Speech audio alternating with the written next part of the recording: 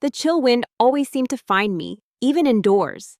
It snaked through the cracks in the ornate windows of our sprawling mansion, a constant, subtle reminder that I was never quite warm, never quite welcome. My name is Evelyn Reed, and from the earliest whispers of memory, my life has been a study in contrast. While my younger sister, Serafina, was swaddled in velvet and praise, I was often an afterthought, a shadow lurking at the edges of their gilded existence. They say a family's love is unconditional. Mine felt like a carefully calculated equation, and I was always the variable that didn't quite fit.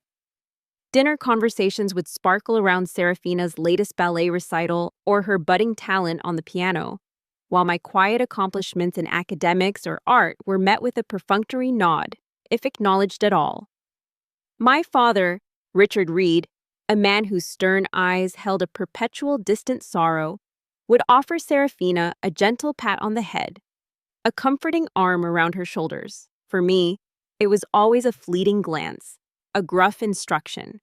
My mother, Eleanor Reed, a woman of sharp angles and even sharper words, reserved her most dazzling smiles and her most tender affections for Serafina, leaving me with a glacial politeness that felt colder than any outright scorn. I spent my childhood constructing elaborate fantasies in the attic, surrounded by forgotten relics and the scent of aged paper. There, I was a queen, a hero, a beloved daughter. Downstairs, in the polished reality of our home, I was simply Evelyn, the invisible one, the unloved one. It was a secret pain I guarded fiercely, an ache that resonated deep in my bones, hardening me in ways I didn't yet understand. I learned to observe, to listen, to catalog every subtle shift in expression, every unspoken word. Survival, I instinctively knew, depended on it. Serafina, with her cascade of golden curls and eyes as blue as a summer sky, was the epitome of innocence, or so everyone believed. She flitted through life, bathed in a golden light, effortlessly charming everyone she met. She knew, with the shrewdness of a child who understands power dynamics, before she can spell the word, how to exploit her position. A pout from Serafina could turn a family outing into a reprimand for me. A tear, real or feigned, could shift my father's already limited attention entirely to her. I didn't hate her for it. I simply understood. She was playing the hand she was dealt, and she held all the aces. My 16th birthday came and went with a small, quiet dinner. No grand party, no lavish gifts, just a polite cake and a few forced smiles. Serafina's 16th, a year prior, had been an extravagant affair, a ball attended by half the city's elite. The contrast was stark, almost comical in its predictability. It was then, amidst the muted celebration, that a forgotten voice from my past, a kindly old housekeeper who had recently retired, called me. She spoke in hushed tones, her words a tremor across the phone line, unraveling a truth so profound, so devastating, it shattered the very foundations of my reality. "Evelyn, my dear," Mrs. Gable whispered, her voice laced with an urgency that sent shivers down my spine. "There's something you need to know, something they've kept from you your whole life." The revelation hit me like a physical blow. Eleanor was not my mother. She was my stepmother, my real mother. A woman named Clara Vance had died tragically when I was an infant. Clara Vance, the creative genius behind Vance Innovations, a tech empire that was now a household name. And my father, Richard, had known, and he had allowed Eleanor to step into that void, to fill it with coldness and neglect. He had witnessed my quiet suffering, my invisible tears, and had done nothing. The man I had always desperately sought approval from, the man I had clung to as my only biological link in that emotionally barren house, was complicit. The understanding didn't bring anger first, but a profound, aching emptiness. It was as if the last fragile thread connecting me to a sense of belonging had snapped. My father's distant sorrow suddenly made sense. It wasn't for me, but perhaps for the ghost of Clara, or for the terrible secret he carried. He was not protecting me from the truth, he was protecting his own carefully constructed peace. The knowledge gnawed at me, a silent cancer. I couldn't confront them, not yet. I needed proof, something tangible, something that would give form to the swirling chaos in my mind. I began to search, meticulously sifting through old documents in my father's study, poring over dusty photo albums I hadn't dared touch before. Every new discovery was a shard of ice, piercing deeper. A blurred photograph of a radiant woman with eyes strikingly similar to mine, a faded marriage certificate with my father's signature, and a different woman's. The pieces of the puzzle clicked into place, painting a picture of calculated deceit and heartbreaking betrayal. Eleanor, with her polished facade, had expertly usurped my mother's place, not just in the family, but in the narrative of my life. And my father, the silent observer, had let it happen. The injustice was a burning coal in my chest, fueling a quiet resolve I hadn't known I possessed. The invisible girl was beginning to see, and what she saw, she could not unsee. This new vision brought a clarity to Eleanor's actions. Her subtle barbs, her preferential treatment of Serafina, her general disdain for my existence. It wasn't just personality, it was a strategy. I was the inconvenient ghost of a past she wanted to erase, a living testament to a woman she had replaced. And now, I was also a potential threat. Because if I was Clara Vance's daughter, then there was an inheritance, a big one. My investigations eventually led me to an old legal document, tucked away in a hidden compartment of my father's desk. It was a will, Clara Vance's will. It stated, in no uncertain terms, that upon my 18th birthday, I, Evelyn Reed, would inherit the controlling shares of Vance Innovations, along with a substantial trust fund. My 18th birthday was less than a year away. The weight of that document felt immense in my hands. It wasn't just money, it was freedom, power, a legacy from a mother I never knew. But it was also a death sentence. Eleanor, I realized with chilling certainty, would never allow that to happen. She had built her life, her position, her very identity on being the lady of the house, the mother of Serafina, the wife of Richard Reed. To have me, Clara's daughter, inherit what she considered hers, would dismantle everything she had so carefully constructed. The atmosphere in the house, already tense, began to crackle with an unspoken menace. Eleanor's eyes, when they landed on me, held a new, predatory gleam. Her pleasantries became even more strained, her smiles razor-thin. I knew she suspected. She could feel the shift, the subtle change in my demeanor. The invisible girl was becoming visible, and she didn't like it one bit. One evening, my father called me into his study. His face was drawn, etched with a weariness I hadn't noticed before. He cleared his throat, avoiding my gaze. "Evelyn," he began, his voice raspy. "Eleanor, she believes you're becoming difficult, unmanageable." My heart pounded. This was it.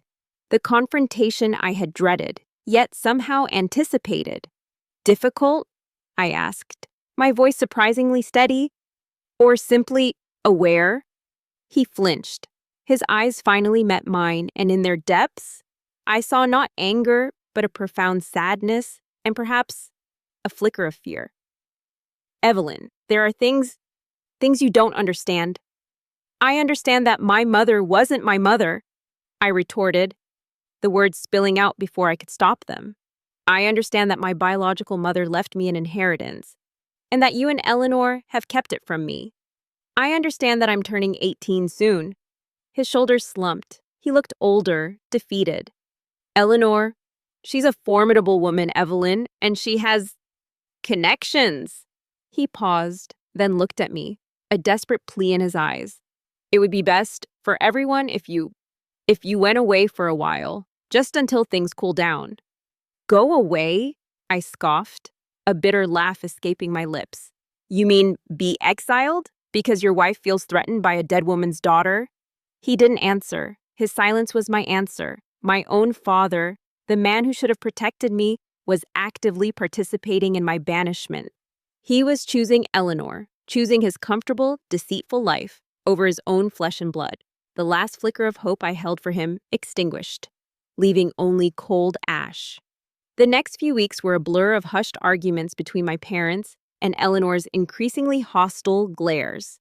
She began to subtly undermine me, planting seeds of doubt in my father's mind about my character, my sanity. It was a calculated campaign designed to isolate me, to make me seem unstable. And then, the ultimate blow. Eleanor, leveraging her connections to a network of corporate lawyers and the board members of Vance Innovations, whom she had skillfully cultivated over the years, orchestrated my forced removal from the family home.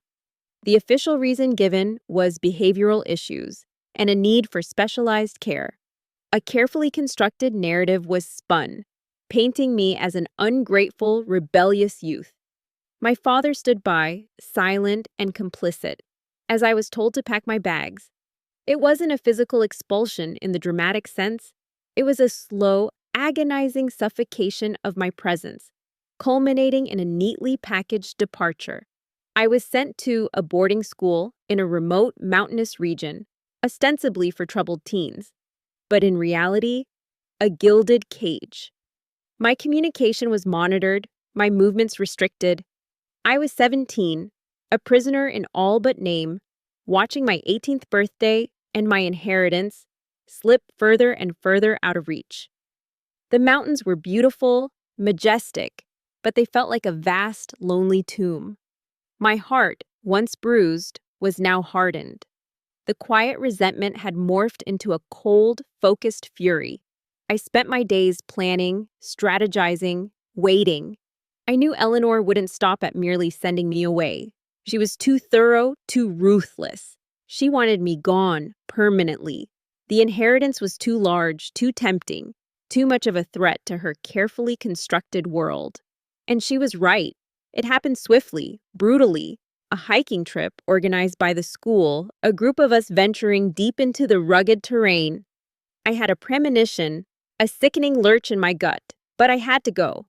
To refuse would be to draw suspicion, to betray my awareness.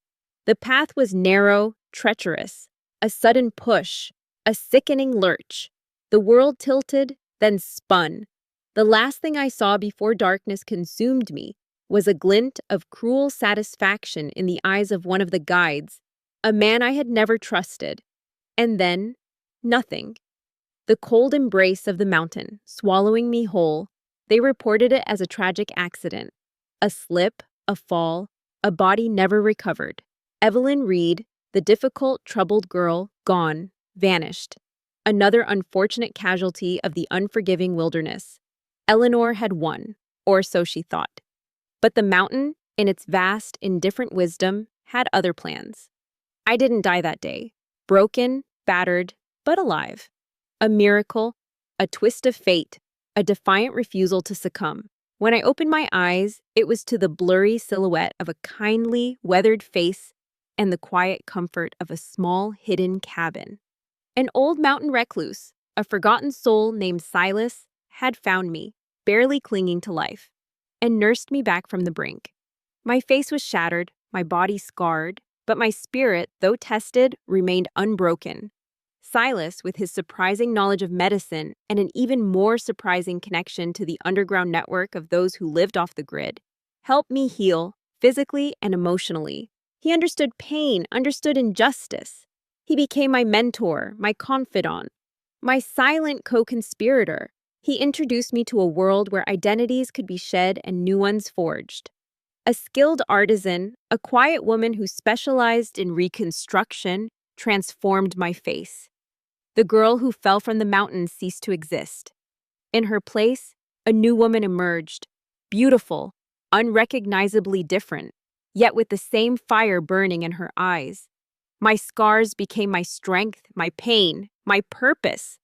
I spent the next year in rigorous training, learning everything Silas could teach me about survival, about strategy, about the art of disappearing and reappearing. I studied the intricacies of finance, the machinations of corporate power, the vulnerabilities of those who believe themselves untouchable. I was no longer Evelyn Reed. I was a ghost, a shadow, a weapon forged in the crucible of betrayal. My 18th birthday passed without me. Eleanor, no doubt, celebrated her victory, solidifying her control over Vance Innovations, believing my inheritance was safely out of reach. But she was wrong. The will was still valid. The only obstacle was my supposed death. The time for mourning was over. The time for healing was done. The time for vengeance had arrived. I was returning, not as the weak, unloved girl they had cast aside, but as a force they would never see coming. The serpent had embraced me, but I had learned its venom, and I was ready to strike back. My transformation was more than skin deep. The quiet, introspective Evelyn had been shattered and rebuilt with steel. The girl who once dreamed in attics now dreamed of meticulous planning, of every chess piece on the board. Silas had not just saved my life. He had given me the tools to reclaim it, and more. He taught me that true power wasn't just about strength, but about knowledge, about observation, and about patience. "The serpent waits," he'd often say, his eyes crinkling at the corners, "for the perfect moment to strike." My new face was a masterpiece of subtle alteration. My hair, once a modest brown, was now a striking auburn, styled with a sophisticated edge. My eyes, still the same shade of deep hazel, now held a glint of unwavering resolve that wasn't there before. My body, once slender, had been toned and strengthened through months of intense physical training. I moved with a newfound grace and confidence. I spoke with an accent carefully cultivated to mask any trace of my past, a blend of cultured East Coast and subtle European flair, a testament to my world travels. My name was now Anya Petrova, a successful, enigmatic investor with an astute eye for opportunity, especially in the tech sector. My return to the world was carefully orchestrated. I began by making strategic investments, building a reputation in the financial world.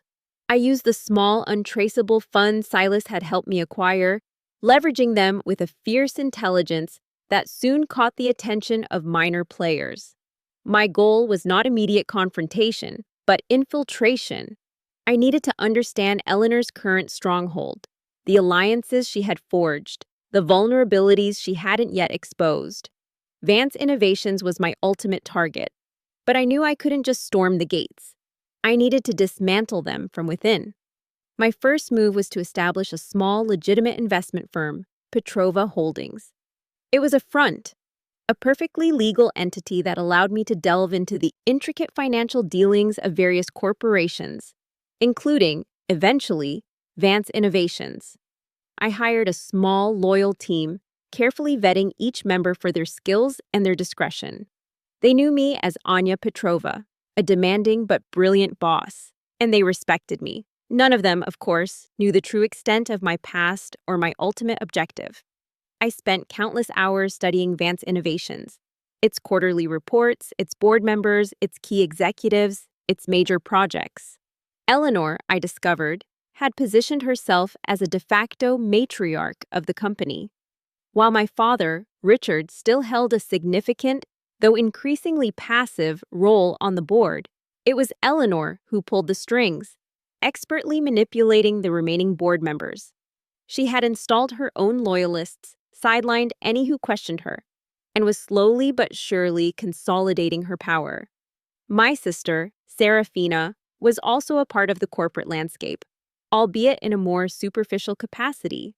She held a creative director role, a position that seemed more about optics and lavish spending than genuine contribution.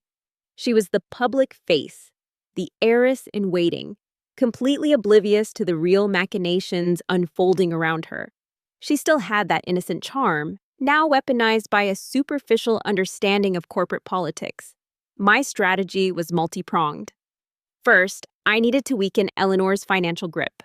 I began by subtly undermining some of the shell companies she used to siphon funds from Vance Innovations.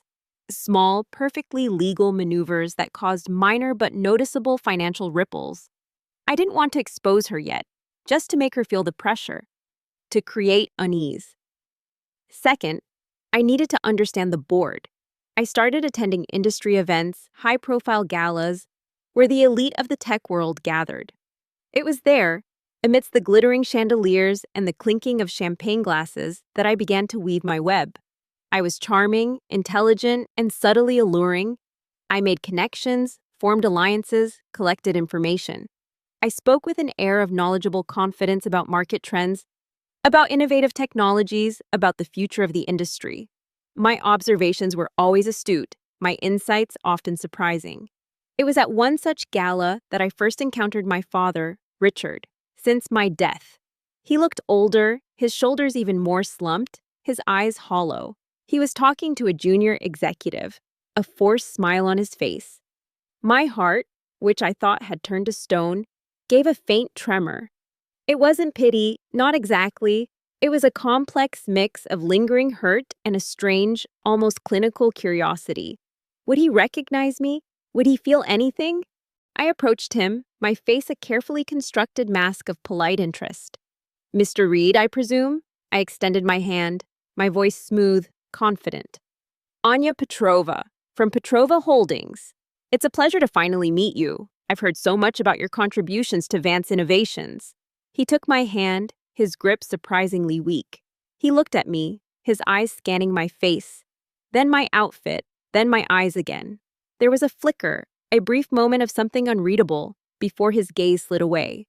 "Yes, Miss Petrova," he mumbled, his voice raspy. "A pleasure." He didn't recognize me, not a single spark of recognition. The man who was my father saw only a stranger. The last vestiges of the old Evelyn died that night. My interactions with Serafina were equally detached. I met her at a charity event, where she was dazzling attendees with her superficial charm. I complimented her dress, her vision for Vance Innovations' marketing campaigns. She preened, completely oblivious to the wolf in sheep's clothing beside her. She saw a potential ally, a powerful woman to add to her network, someone who could further her own ambitions. She was a pawn, willingly played by Eleanor, and I knew I had to be careful not to hurt her more than necessary. My revenge wasn't against Serafina, it was against Eleanor. Eleanor herself was a much harder target. She was cunning, intelligent, and surrounded herself with layers of protection.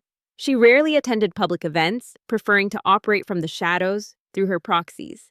But I knew she would eventually come to me. My rising profile in the tech investment world was becoming too prominent to ignore, especially as I began to show an interest in acquiring shares of Vance Innovations. The trap was set. I started buying small blocks of Vance Innovations stock, enough to show serious interest, but not enough to trigger immediate alarm. I wanted to draw her out, to make her curious, then cautious, then desperate. My ultimate goal was to expose her, not just financially, but morally, to make her fall, not just from power, but from grace, revealing the true monster beneath the elegant facade. The call came 2 months later. A clipped, polite voice on the other end, requesting a meeting on behalf of Mrs. Eleanor Reed. My heart quickened, but my voice remained calm. "Of course," I replied. "I'd be delighted to meet Mrs. Reed." The meeting was arranged for a private dining room in one of the city's most exclusive restaurants. I arrived early, dressed impeccably, every detail meticulously planned. Eleanor walked in, radiating an icy elegance. She was still beautiful, in a sharp, intimidating way, but there were new lines around her eyes, a certain tension in her jaw. She had out, but her predatory gleam remained. She extended a perfectly manicured hand. "Ms. Petrova," she said, her voice smooth as silk, but with an underlying edge. "Thank you for meeting me. I understand you've been acquiring some shares in Vance Innovations." "Mrs. Reed," I replied, shaking her hand firmly, meeting her gaze directly. "A pleasure. Yes, Vance Innovations is a fascinating company. A lot of untapped potential, I believe." She smiled, a thin, almost imperceptible curve of her lips. "Untapped potential, or perhaps a company ripe for a new direction?" "Perhaps both," I said, a faint smile playing on my own lips. "I'm always looking for opportunities to maximize value. And Vance Innovations, with its history and its innovative spirit, certainly presents that." The conversation was a subtle dance, a probing of intentions, a testing of wills. She spoke of the company's legacy, of her husband's vision, of her daughter's promising future within the company. I spoke of market efficiency, of streamlining operations, of aggressive expansion. We circled each other, two predators assessing their prey. "I must admit, Ms. Petrova," Eleanor finally said, leaning forward slightly, her eyes narrowing. Your rapid rise in the investment world is quite remarkable. You seem to have come out of nowhere. Some might say the same about Vance Innovations' growth under your guidance, Mrs. Reed, I countered, my voice perfectly even. Talent, I believe, speaks for itself, regardless of its origin. A flicker of annoyance, quickly masked, crossed her face. She was used to deference, to unchallenged authority. I was not deferring. I believe we share a common interest in the prosperity of Vance Innovations, she said, shifting tactics. Perhaps we could explore a partnership. A mutual understanding, shall we say, regarding the future direction of the company. This was it, the bait. She wanted to neutralize me, either by buying me out or by bringing me into her fold, under her control. She had no idea that she was walking directly into my trap. A partnership is always an interesting proposition, Mrs. Reed, I said, leaning back in my chair, a calm, almost serene expression on my face. But I must confess, I prefer to understand all the moving parts before I commit, especially when a company has a certain history. Her eyes sharpened. History? She repeated, her voice colder.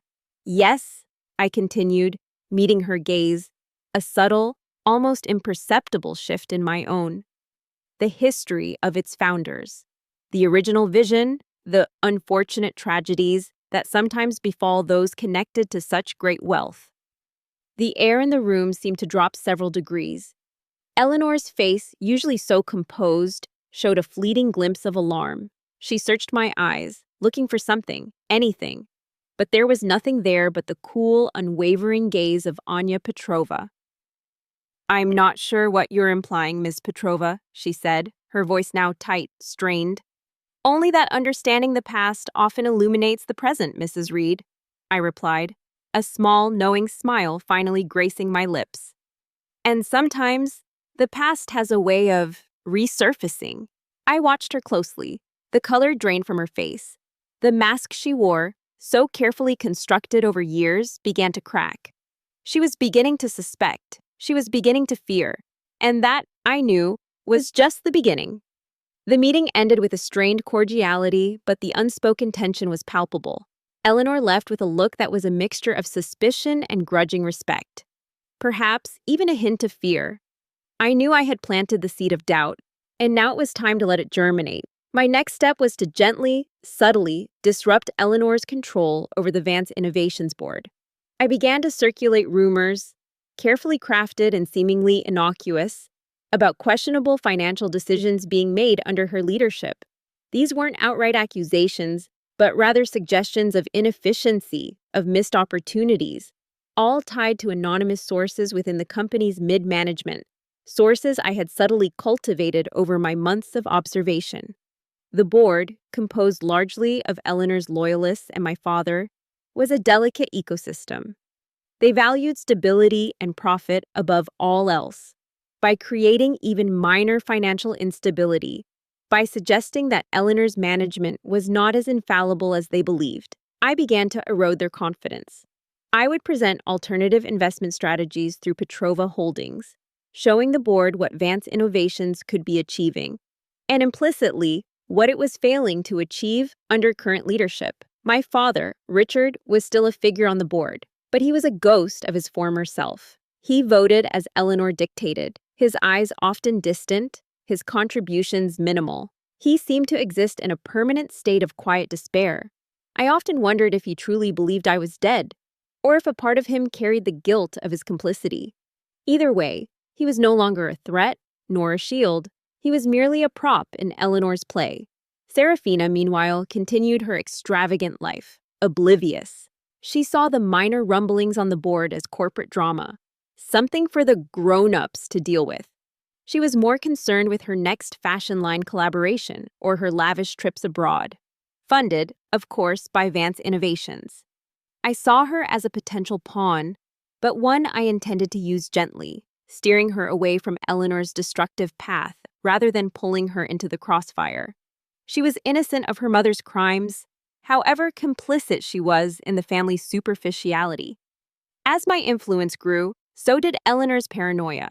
She began to scrutinize my every move, sending private investigators to dig into Anya Petrova's past. Of course, they found nothing.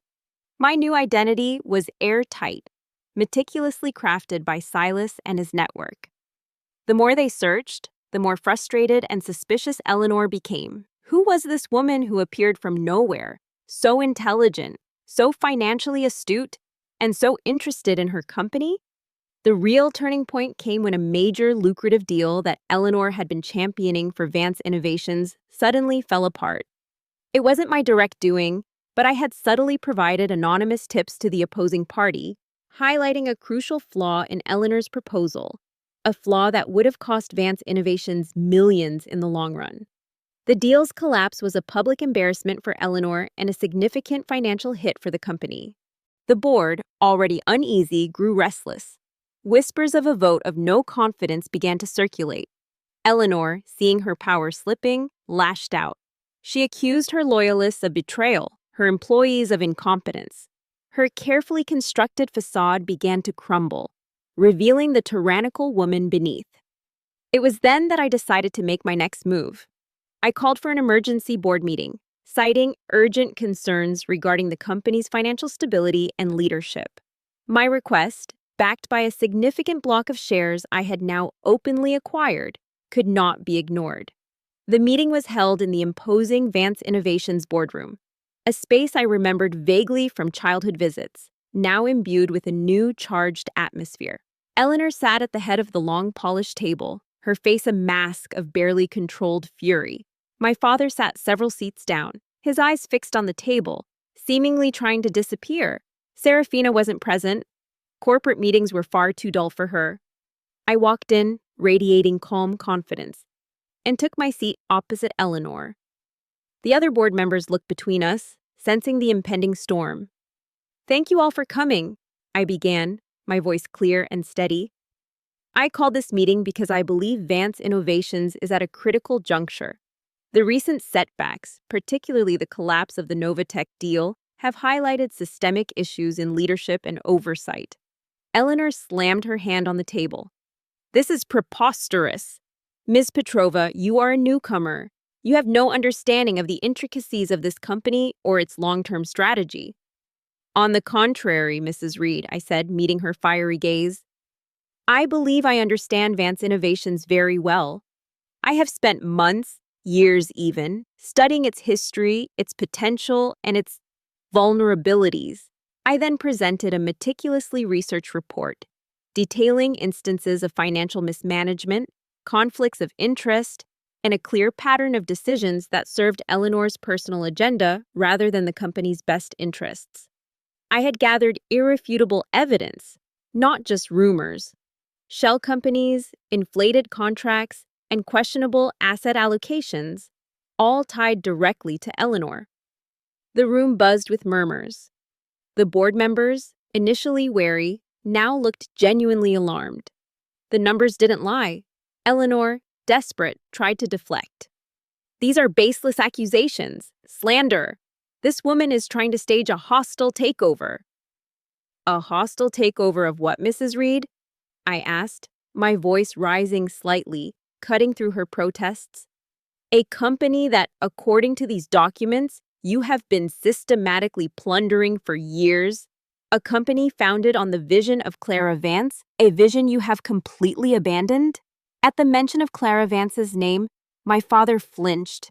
He finally looked up, his eyes wide, first at me, then at Eleanor. Eleanor's face, already pale, turned ashen. "Clara Vance?" one of the older board members asked, his brow furrowed. "What does she have to do with this?" "Everything," I replied, my gaze fixed on Eleanor, because Clara Vance was the true visionary behind this company, and she also happened to be my mother. A gasp rippled through the room. Eleanor looked like she had seen a ghost. Her eyes, filled with a mixture of terror and dawning recognition, finally met mine. For the first time, she saw it. Not Anya Petrova, the shrewd investor, but Evelyn Reed, the girl she thought she had murdered. "You?" she choked out, her voice barely a whisper. "It can't be. You're dead." "As you well know, Mrs. Reed," I said, my voice dripping with cold satisfaction, Reports of my death were greatly exaggerated, just like the reports of your impeccable management. I then laid out the final devastating piece of evidence, a confession meticulously recorded and notarized from one of the men Eleanor had hired to kill me. He had been found by Silas's network, tortured by guilt, and offered a deal for his testimony.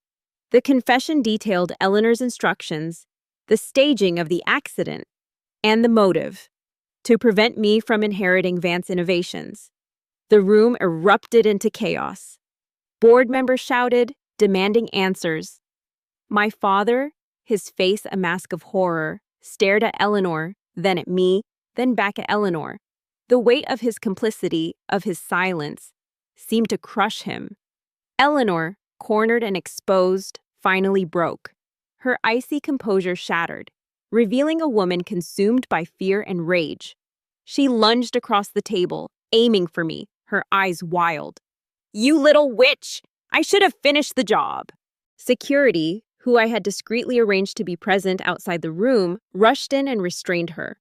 As she was dragged away, screaming curses, her manicured facade utterly destroyed, she looked at me one last time. In her eyes, I saw not just hatred, but a profound, unshakable terror. The serpent had indeed struck. The aftermath was a whirlwind. Eleanor was arrested, facing charges of attempted murder, corporate fraud, and embezzlement. The scandal rocked the corporate world. My story, a tale of survival and ultimate revenge, captivated the public. My identity as Evelyn Reed, daughter of Clara Vance, was finally revealed. My father, Richard, was not arrested, but he faced an internal reckoning far worse. The board, disgusted by his complicity and passivity, forced his resignation. He lost everything, his position, his reputation, and the respect of his peers. I visited him once in the empty, silent mansion that had once been my cage. He sat alone, staring out the window, a broken man. "Why, Dad?" I asked, my voice devoid of emotion. "Why did you let her do it?" He turned to me, his eyes clouded with tears. "I was weak, Evelyn," he whispered, his voice barely audible.